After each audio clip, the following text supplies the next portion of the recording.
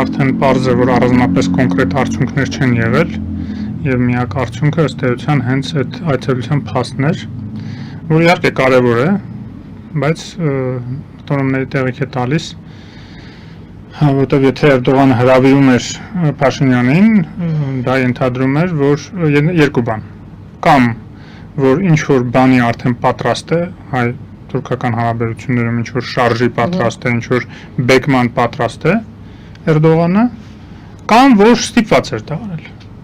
Եթե ստիպված էր արել, իսկ փաստորեն, եթե ոչ մի բեկում տեղի չունեցավ, ուրեմն ստիպված էր արել, այդ ստիպվածը կարող է լինել կամ ճնշումների ներքո, իսկ մենք գիտենք, որ Արևմուտքը եւ Եվրոմիությունը եւ Միացյալ Նահանգները եւ շատ այլ երկրներ Ճապոնիայից սկսած, ուրեմն անդադ միջնորդում են, միջամտում են, որ Հայաստանի հետ սահմանը բացեք, հարաբերությունները կարգավորեք, որովհետեւ բոլորն հասկանում են, որ առանց դրա Հայաստանի կախվածությունը Ռուսաստանից չի թուլանում։ Թուլանում է, բայց ոչ այն տեմպերով, որը որ մենք կուզենք, այսպես ասենք։ Եվ նման պայմաններում, այո, կարող էր եւ ասել լավ դե որ շատ են զարլեստանում մի անգամ հրավիրեմ հանդիպեմ, մանավանդ որ կարծես թե առիթն էլ եղավ Նիկոլ Փաշինյանը շնորհավորեց Կուրբան Բայրամը, ոնց որ թե նույն հեռախոսազանգի ընթացքում էլ հենց հրավիրել է։ Եվ մյուսը, որ գուցե քաղաքավարության զոհ է գնացել, գուցե զգացել է պարբերաբար ինչ որ ուղերձներ Հայաստանի կողմից, որ լավ կլիներ այդ հանդիպումը տեղի ունենա եւ ասել է լավ շատ եք ուզում հրավիրեմ, այսպես։ Իրան-Իսրայել գուցե կոնսուլտացիաների կարիք կար։ Չեմ կարծում որ դրա համար առաջին դեմքերով են հանդիպում, այդ կոնսուլտացիաների համար տարբեր մակարդակներ միշտ էլ կան, մանավանդ որ ոնց հասկանում ենք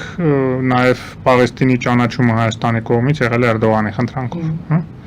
Եվ դա իհարկե լավ է որ Հայաստանը ընդառաջել է, մանավանդ դա մեր շահերին չի հակասում, նաև հայ-իրանական հարաբերություններին է համապատասխանում։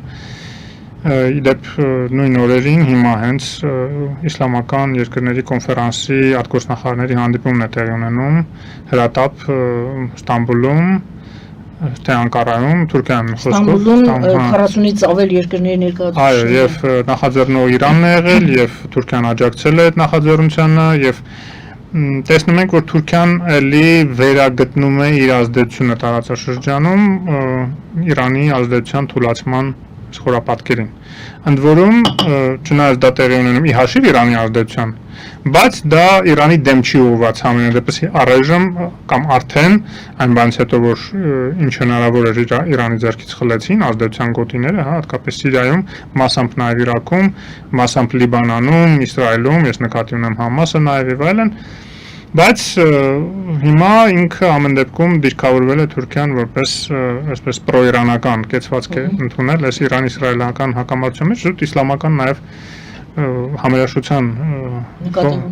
նկատի ունենալով համերաշխությունը, բայց նաև ունենալով լուրջ հակասություններ Իսրայելի հետ։ Եվ այստեղ մենք հայտնվում ենք նույն տաշտակում, որ ասում եմ, նույն նավակում լավ ոնց կուզեք, իսկ այն երկրների, որոնք որ դատապարտել են Իսրայելի հարձակումը Իրանի վրա, որոնք որ դեմ են պատերազմների միջոցով հարցեր լուծելուն, եւ դա եւ դրական եւ բացական կողմեր ունի, որ բացական այն է, որ մենք նույն նավակում չենք այս հարցում, ինչը որ մեր հիմնական դաշնակիցներն են Արևմուտքում։ Դրա համար շատ խորացնել նաև այս դիրքավորումը իմաստ չունի, լավ ինչ որ հայտարարվել է, դիրքավորումը եղել է, Իրանը շնորհակալություն հայտնել է դրա համար, դեսպանը հիշում եք վերջերս հատուկ այդ անդրադարձավ այդ հարցին, որ չեն մոռանա Հայաստան դիրքորոշում եւ այլն։ Բայց համենայնիվ մենք պետք է հաշվի առնենք, որ շատ անկանխատեսելի հետևանքներ դեռ կարող է ունենալ այս պատերազմը։ Թվում է, թե երկուստեք մեծ վնասներ են հասցվում, իհարկե Իսրայելը օդուժի միջոցով, Իրանը բալիստիկ հրթիռների միջոցով։ Սա Իսրայելի վրա նման հուժկու առաջի հարձակումներ 70-ականներին տեղի ունեցած վերջին պատերազմից հետո ըստ էության։ Եվ սա աննախադեպ էր նաև Իսրայելի բնակության համար եւ լուրջ հիմքեր կան մտածելու, որ հենց որ սահմանները բացվեն, մեծ արտահոսք կլինի, արտագաղթ կլինի Իսրայելից, որտեղ շատերը այնտեղ շատ արդեն այսպես փափուկ քաղաքակիրթ կյանքի էին սովոր եւ նման հարվածներից զոհվելու ցանկություն շատերը չունեն։ Իսկ շատերը հենց ներգաղթյալներ են տարբեր բարեկեցիկ երկրներից այդ թվում կամ հակառակը եկել են փախնելով այլ պատերազմներից, հիմա անկել են մի նոր պատերազմի մեջ եւ կարծես թե դա այսպես կարճ ավարտ չի ունենալու, նույնիսկ եթե հիմա դադար լինի ինչ որ մի պահից, ինչի չի ունենալու, որովհետեւ ընդհանրապես շատ վտանգավոր է ունենալ քո հանդեպ ատելությամբ լցված տասնյակ միլիոնավոր մարդիկ տարածաշրջանում։ Իսկ դա միայն Իրանը չէ, հա, Իրանում 85-90 միլիոն բնակչություն, անկախ նրանից ոնց է վերաբերում այաթոլլաներին, իրենց ղեկավարությանը, իսկ լավ չի վերաբերում մեծ մասի իրանցիների, մենք դա գիտենք, բայց բնականաբար իրենք շատ վրդովված են, որ բազմաթիվ խաղաղ բնակիչներ են զոհվում Իսրայելի թիրախավորումներից։ Հա մի բան էր, ուրեմն միջուկային օբյեկտներին հարվածելը, ռազմական օբյեկտներին հարվածելը, որ էլի չնայած օրենքի խախտումով էր, միջազգային օրենքների, միջազգային իրավունքի խախտմամբ էր, բայց իհարկե այնպես չի, որ Իրանն էլ միջազգային իրավունքը չէր խախտում, երբ որ անդադ սպառնում էր ոչնչացնել Իսրայելը, որը շատ անխոհեմ քայլ էր, կարծում եմ,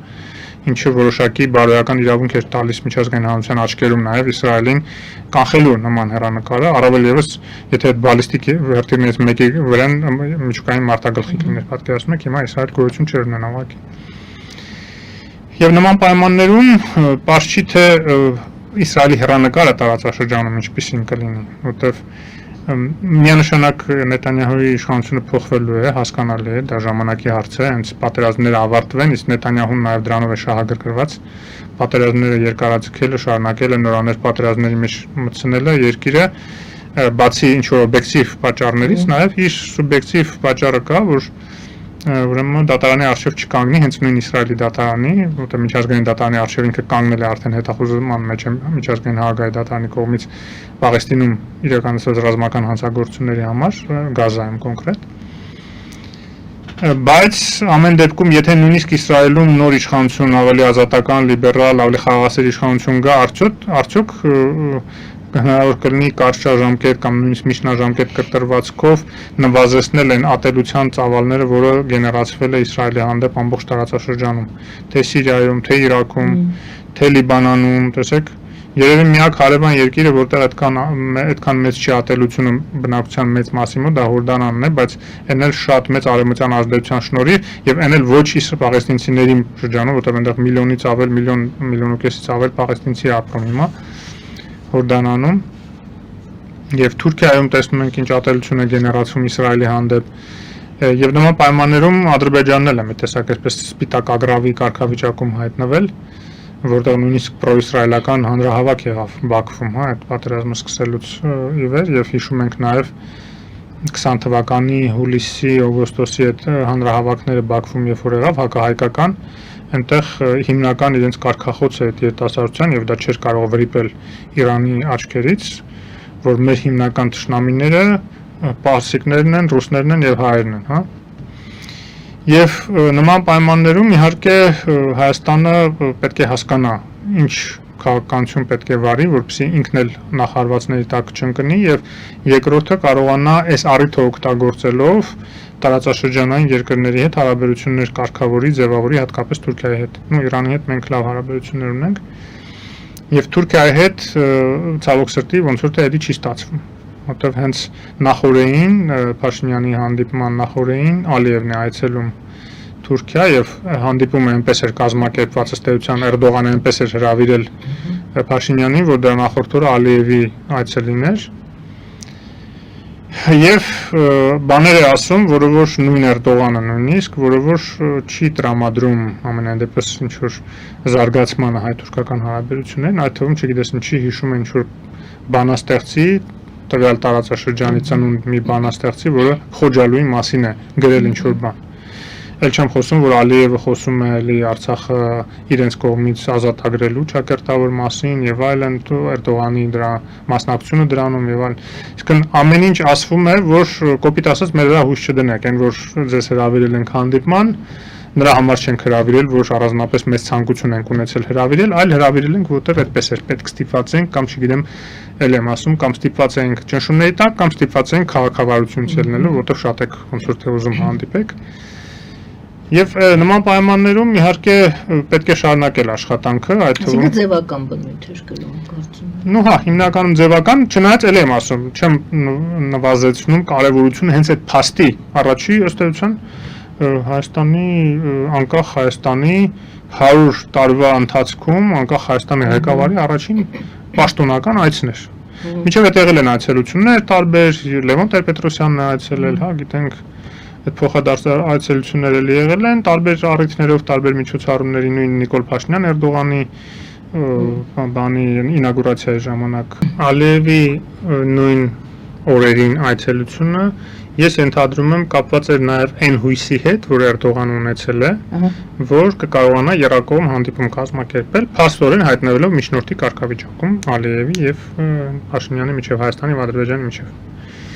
Դա կարող է տեղի ունենալ միայն մի դեպքում, եթե երկու կողմն էլ նախորոք համաձայնվեն այն արդյունքներին, որը պետք է դրվեր սեղանին։ Այսինքն կամ պետք է Էրդողանը Փաշինյանին Ալիևի հետ միասին համոզեին, որ իրենց երազանքները ձեր ասած կատարի, այսինքն հայտնի է, չէ՞, Զանգեզուրի միջանցք իրենց արտահայտմամբ, այլ չեմ խոսում ինչ որ խելակորույս, ինչ որ գաղափարները, որ անդադ Ալիևը հնչեցնում է ինչ որ փախստականների մասին, ինչ որ ուրեմն սահմանադրության մասին եւ այլն։ Բայց առանցքային իհարկե այդ ճանապարհի հարցներ իրենց պատկերացրած կարգավիճակով, այսինքն միջանցքի կարգավիճակով, կամ հակառակը, պետք է ուրեմն Փաշինյանի հետ միասին Էրդողանը ասեր Ալիևին, դե քանի որ Փաշինյանը արդեն ոնց որ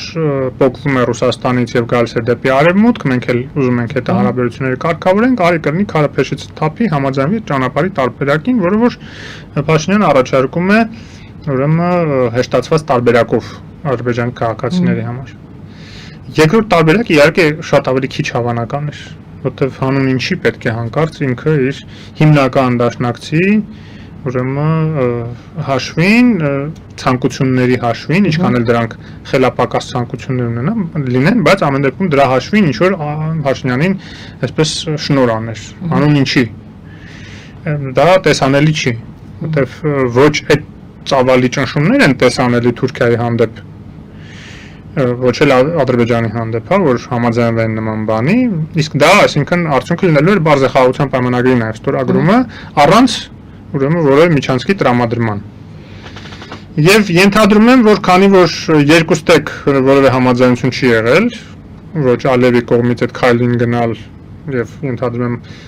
Էրդողանն նրան նման բանի չի էլ դրթել, այլ Փաշինյանը չի համաձայնվել նման քայլի գնալ եւ որ գինը լինելու էր այդ երակողմ հանդիպումը, դրա համար այդ երակողմ հանդիպումը չի կայացել, թեկուզ ոչ ֆորմալ չնախատեսված, բայց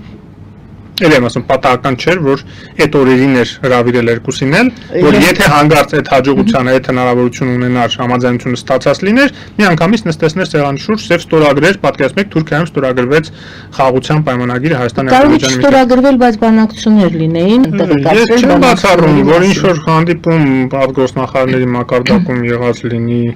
եւ ինչ որ բաներ քննարկած լինեն, բայց ամենայն դեպս քանի որ որևէ արդյունք եմ ասում չկա եւ որևէ հայտարարություն չկա։ Ինչու՞։ Չեմ կարծում, եթե լիներ ինչ պիտի գաղտնի ինֆորմացիա։ Որտեղ արդյունք չի եղել։ Եթե արդյունքը լիներ, պիտի հայտարարեն, բոլորն էլ ձեռ կտար հայտարարեն արդյունքի մասին։ Այսինքն դուք ասում եք, այո, ինչպես եւ դուք ասում եք, դա ցուցադրաբար, այսպես ցուցադրական ինչ որ ակցիա է եղել է, որ կլինի ինչ որ արդյունք, ամենայն դեպս Էրդողանի մոտ նման հույս եղել է, դրա համար է երկուսին այդ նույն օրերին հրավիրել։ Բայց քանի որ Փաշինյանը չի համաձայնվել, իսկ ես վստահ եմ, որ զիջող կողմը նշանակվել էր Փաշինյանը, այլ ոչ թե Ալիևը Էրդողանի կողմից, դե որ չի համաձայնվել, ուրեմն ընդամենը հանդիպել են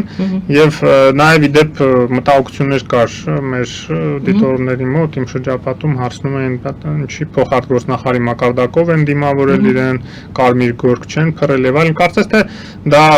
արողակարգային հարցեր են, որոնք որ այցի կարգավիճակի հետ են կապված։ Աշխատանքային այլ ոչ թե պետական։